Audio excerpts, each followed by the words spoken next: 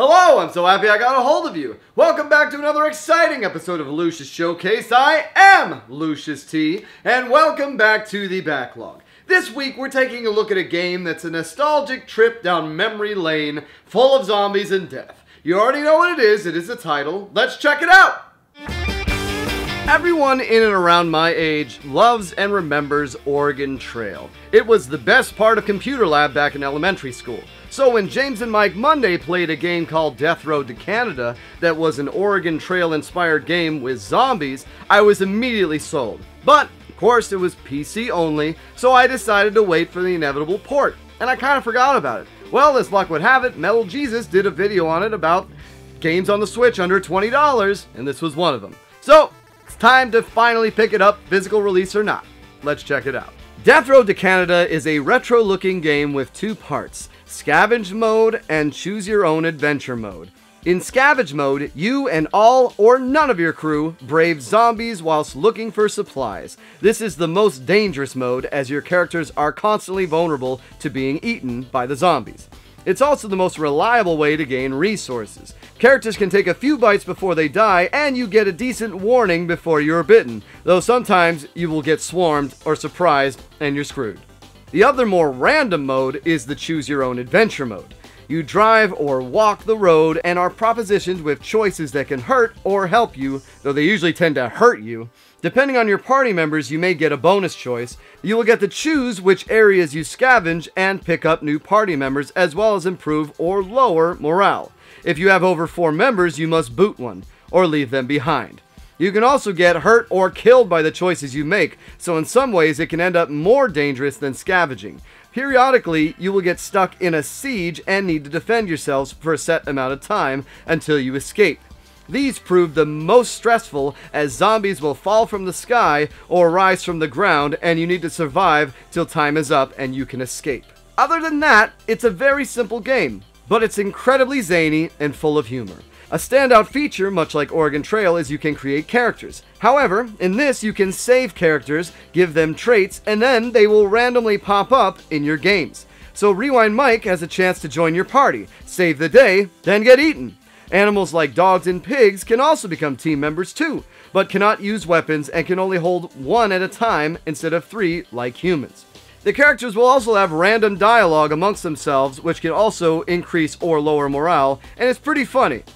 Now, getting to Canada is easier said than done. Your group can blow up with one bad move. Party members can betray you, abandon you, or get themselves killed. And resources are always hard to come by. Your car will run out of gas. Finding a new one is important. You also need a stock of weapons that will allow you to survive the endgame, which is no easy task. You have to survive a 4-hour siege and then make it to Canada. Luckily, I came across Jen, and through Jen magic, an anime girl showed up and made the endgame easy, only for her to die and then be used as zombie bait on the last level. And the second time I beat it, it was because I knew what to do. All the while, resource management and morale is key. If you let morale go too low, members will abandon you and steal stuff, or demand a member gets kicked out. You also will reveal stats for your characters, like mechanical, fitness, and so on. Recognizing and training these is also key, as they can help make the choose your own adventure scenarios go more smoothly, or fix the car when it breaks down. Time for some Lucious metrics.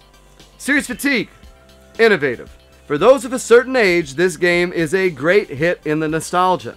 Now once that wears off, a surprisingly deep and intricate system begins to unfold. Figuring out what types of characters can accomplish certain tasks with a positive result is very interesting. For example, a paranoid person can counter waking up in a fire, or a dog person can recruit dogs. Knowing someone has low loyalty means they probably shouldn't barter with bandits. It makes roguelike nature a little less random. So if you know you're going to need a character with big fitness to wield a strong weapon, you better start training him in fitness. Time sensitivity. Perfect time waster. This game reminds me a lot of Binding of Isaac, with its randomness and irreverence. Every run is drastically different, and it pairs perfectly to the Switch's get-up-and-go nature. It's made playing at work fun again. Controls. Simple. Controls for this game are understandably basic, and I have no issues with that at all.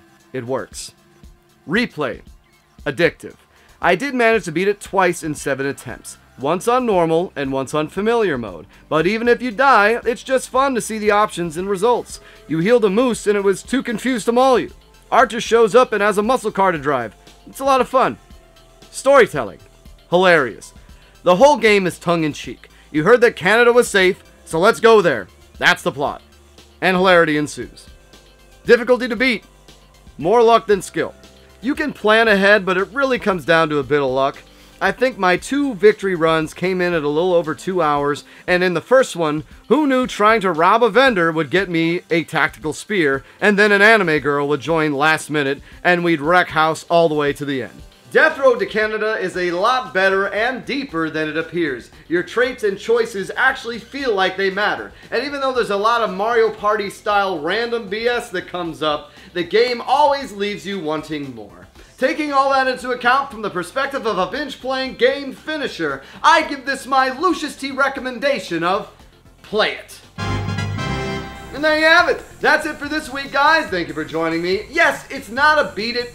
More so because trying to beat this game is a lesson in frustration, which ironically I was able to beat it twice on docked mode, and I could never beat it on handheld mode. And I did notice last night as I was capturing more footage on docked mode, it ran a little slower, so maybe that helped, but I don't know. Either way, just playing it is good fun, especially if you name characters after your buddies or after your enemies or whatever. That always was a special treat. I remember getting my buddy Arthur, who's a car guy in real life, and having him say, "You should check out my sweet ride," and having it be almost the exact same car he has in real life.